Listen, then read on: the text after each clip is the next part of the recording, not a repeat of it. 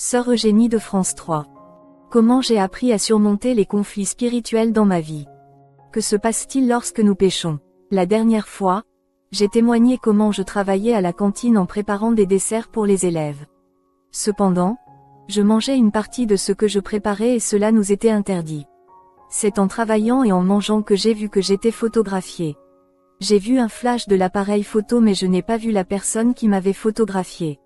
J'ai entendu la voix du Seigneur me traiter de voleur à cause du dessert que je mangeais. J'ai réalisé que c'était illégal et j'ai avoué mon péché. Le Seigneur a dit, puisque vous avez réalisé que ce que vous faisiez était mal et que vous l'avez avoué, toutes les photos qui ont été prises lorsque vous commettiez ces actes seront détruites. Ces photos étaient des preuves de votre infraction qui auraient été présentées le dernier jour du jugement. Frère, quand je me suis réveillé, je me suis demandé, est-ce que cela signifie que tous ces péchés que nous commettons sont photographiés par le royaume des cieux et écrits dans les archives du monde spirituel?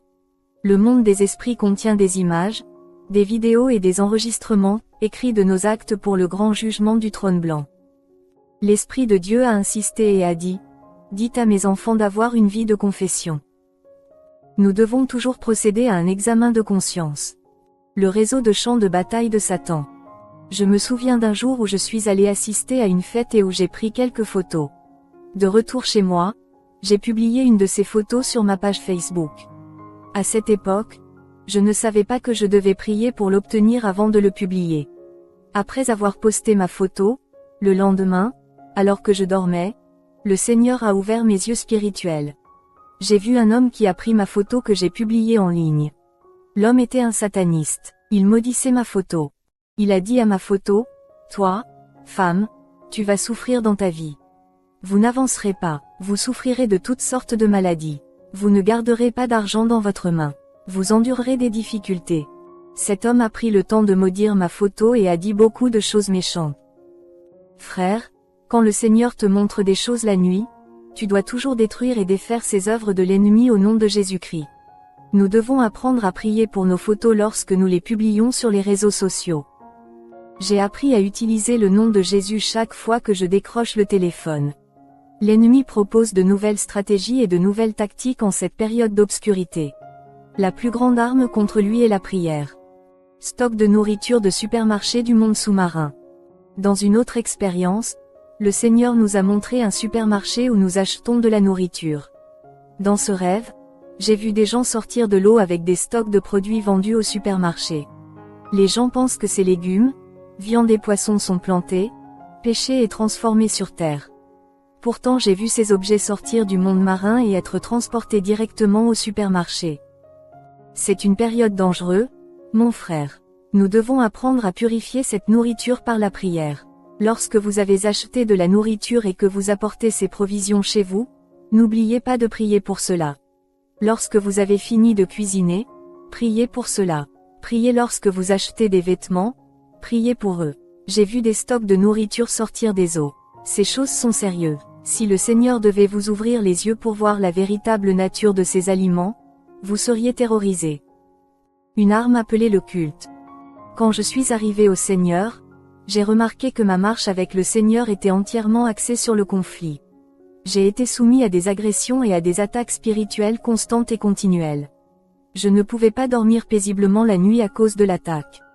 Souvent, lorsque je marchais dans la rue, j'avais l'impression que les gens me frappaient en chair et en os, comme si on me jetait des pierres. En fait, le Saint-Esprit a activé mes sens spirituels afin que je puisse ressentir ce que mon esprit endurait dans le monde des esprits. Ainsi, j'ai commencé à ressentir le choc des flèches et des fléchettes qui m'étaient tirées et des pierres qui m'étaient lancées. Un jour, nous allions à l'église, j'ai dit à mon mari, les gens me tirent dessus avec des flèches et je peux le sentir dans mon corps même si je ne peux pas les voir. Le Seigneur m'a permis de sentir les flèches et les fléchettes tirées sur mon esprit. Nous ne voyons pas toujours les munitions tirées sur notre esprit que nos sens ne perçoivent pas. J'étais empêtré dans une véritable bataille, subissant des attaques et des assauts, mais j'étais résolu et je me suis levé en prière pour chercher la face du Seigneur. Un jour, j'ai dormi et j'ai vu que j'étais au milieu d'une foule de gens qui m'entouraient. Ils m'agressaient et j'étais impuissant. J'ai fermé les yeux et j'ai commencé à adorer le Seigneur. Je n'avais aucune force mais j'ai continué à adorer le Seigneur. Quand j'ai ouvert les yeux, j'ai vu que ces gens étaient dispersés et qu'ils tombaient par terre et qu'ils étaient incapables de se relever. J'ai vu la puissance de Dieu. J'ai vu la foule en bousculade. L'Esprit de Dieu a dit, lorsque vous avez continué à adorer Dieu, sa présence est descendue et la puissance de Dieu a fait tomber ces gens. L'Esprit m'a donné Psaume 27 sur 2-3 quand les méchants, même mes ennemis, sont venus sur moi pour dévorer ma chair, ils ont trébuché et sont tombés. Même si une armée campait contre moi, mon cœur ne craindrait pas, même si la guerre s'élevait contre moi, j'aurais confiance en cela. Bien-aimé, c'est précisément ce que j'ai vu. C'est grâce à cet incident que j'ai compris le pouvoir de l'adoration. À partir de ce jour, le culte devint une arme défensive et offensive. J'ai commencé à mettre de la musique d'adoration dans ma maison toute la journée. Et j'ai construit un style de vie d'adoration au milieu de ma bataille. Quand je marche dans la rue, j'écoute toujours de la musique d'adoration. Un jour, mon collègue m'a surpris en train de prier sur mon lieu de travail et m'a dit, « Ce n'est pas une église. C'est un lieu de travail. » Les enfants de Dieu sont engagés dans la bataille contre l'ennemi, mais ils ignorent le pouvoir de l'adoration. Nous devons apprendre à adorer au milieu de notre bataille, car lorsque la présence du Seigneur descendra, l'ennemi tombera à terre. Il y a la victoire dans l'adoration. Le Seigneur m'a dit, « Savez-vous que dans le passé, lorsque vous écoutiez de la musique du monde, vous étiez un grand adorateur de Lucifer. Chaque fois que vous mettiez cette musique du monde à la maison et que vous l'écoutiez, vous adoriez le diable. Puisque tu étais son adorateur, puisque tu lui tournais le dos, tu as vu comment lui et ses anges te suivaient et te combattaient. » L'épée de l'esprit. Mon ennemi est tombé à cause du temps consacré à l'adoration. Cependant, malgré leur défaite, ils ne m'ont pas laissé tranquille. Nous avons un ennemi déterminé et résolu qui cherchera toujours à se regrouper et à revenir. Alors que la bataille se poursuivait, j'ai vu dans un rêve que j'étais dans un endroit. Soudain, j'ai été illuminé par une grande lumière. Je voulais regarder la lumière intense, mais ma tête continuait à s'incliner devant la grande lumière et je ne pouvais pas regarder. Très vite, j'ai réalisé que j'étais parmi les millions et les milliards de personnes qui se tenaient devant cette lumière. J'ai vu qu'ils tenaient des Bibles à la main. Je n'en connaissais pas le sens. Et quand j'ai essayé de regarder à nouveau la lumière, j'ai vu un lion féroce émerger dans la grande lumière. Alors j'entendis une voix formidable qui disait, « Voici le lion de la tribu de Juda. Voici le lion de Juda. » En vérité, je n'avais jamais vu de lion auparavant et c'était la première fois. Ce lion était vraiment féroce. Quand je me suis réveillé, je ne comprenais pas le sens de cela. À l'époque, je ne savais pas que Jésus était le lion de Juda. Depuis que j'ai découvert l'arme d'adoration, j'ai acheté beaucoup de CD d'adoration. L'un d'eux concernait Jésus, le lion de Juda.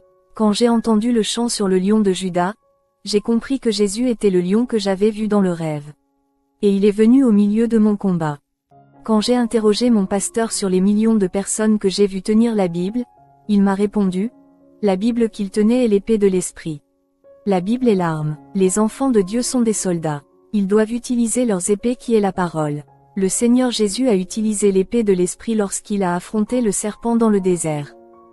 La bataille a été vraiment forte dans ma vie. Mais quand j'ai vu le lion de Juda, la bataille de ma vie a pris fin. Hébreux 4:12, car la parole de Dieu est rapide et puissante, et plus tranchante qu'une épée à deux tranchants, perçant jusqu'à diviser l'âme et l'esprit, les articulations et la moelle, et elle discerne les pensées et les intentions du cœur. Nous devons utiliser l'épée de l'esprit dans cette bataille. Nous devons également utiliser le nom et le sang de Jésus. J'ai rencontré la puissance du sang de Jésus lorsque j'ai été hospitalisé. Le médecin qui me soignait voulait me faire du mal. Et le Seigneur m'a révélé l'intention de son cœur. Et quand il est venu me soigner pour me faire du mal, j'ai invoqué le sang de Jésus et il a été paralysé devant moi. Frères, quand nous allons à l'hôpital, nous devons être dans une attitude de prière. Un hôpital est un endroit mortel, mais il y a du pouvoir et de la victoire dans le sang. Nous devons également lire les Écritures. L'Esprit m'a dit, plus tu liras la Bible, plus la parole entrera dans ton esprit, et quand l'ennemi viendra, ce qui sortira de toi sera la parole de Dieu. Puis l'Esprit s'est montré dans un rêve, l'ennemi venant contre moi pour me détruire. J'ai vu dans ce rêve que j'utilisais la parole de Dieu en citant Philippiens 2h10-11, au nom de Jésus, que tout genou fléchisse, de ceux qui sont au ciel, et de ceux qui sont sur la terre, et de ceux qui sont sous le ciel. Terre, et toute langue confesse que Jésus-Christ est Seigneur, à la gloire de Dieu le Père. Lorsque j'ai récité ce passage, l'ennemi s'est agenouillé et il a perdu toute force. J'ai pris le dessus. Il y a de la puissance au nom de Jésus, il y a de la puissance dans le sang de Jésus et il y a de la puissance dans la parole de Dieu, qui est l'épée de l'Esprit. Ce sont les armes et les munitions dont nous disposons. Et le mode de vie religieux est une arme puissante qui neutralise l'ennemi. Mais il faut se tenir à l'écart des musiques du monde qui attirent les démons. Les chants d'adoration font tomber la présence de Dieu. Ils amènent également les anges de Dieu. L'adoration est l'une des choses principales au ciel. Le Saint-Esprit m'a dit, dites au peuple de Dieu que l'adoration doit revenir dans sa vie. Quand je suis venu au Seigneur, je me demandais, pourquoi suis-je confronté à des batailles continuelles et sans fin? Je n'ai jamais rendu visite à un mystique pour la divination, mais pourquoi ma vie est-elle entièrement consacrée aux conflits et aux batailles spirituelles? Les gens me tirent dessus de toutes parts. Je continue de pleurer devant le Seigneur. Il dit, invoquez-moi et je vous montrerai ce qui est caché. Finalement, le Seigneur qui est fidèle m'a révélé la cause profonde de mon problème. Un jour, avec la permission de l'Esprit, je parlerai de la racine du combat de ma vie qui ne vient pas de moi. Jésus est le chemin, la vérité et la vie. C'est parce que j'ai rejoint le chemin du Seigneur Jésus que j'ai connu la vérité qui donne la vie, qui est Jésus-Christ lui-même. En priant, je n'arrêtais pas de questionner l'Esprit de Dieu sur le genre de vie que je vivais, ainsi que sur la lutte et le combat continu que m'imposait l'ennemi que je ne pouvais pas identifier. Frères, nous devons prendre le temps de nous tenir en présence du Seigneur et de chercher des réponses sur ce qui ne va pas. Nous devons passer du temps en prière car le Seigneur est heureux lorsque nous avons l'habitude de nous tenir en sa présence en prière. Il y a des vérités cachées sur nos vies. Le Seigneur a dit, « Je vous montrerai des choses cachées que vous ne connaissez pas. » Vous n'arrêtez pas de vous demander, « Qu'est-ce qui ne va pas dans ma vie ?» Je suis ici pour vous dire de prendre du temps devant le Seigneur et de lui demander des réponses. Il est prêt à apporter des réponses. Vous n'avez pas besoin de votre pasteur. Construisez simplement la communion de l'Esprit et persévérez dans la prière.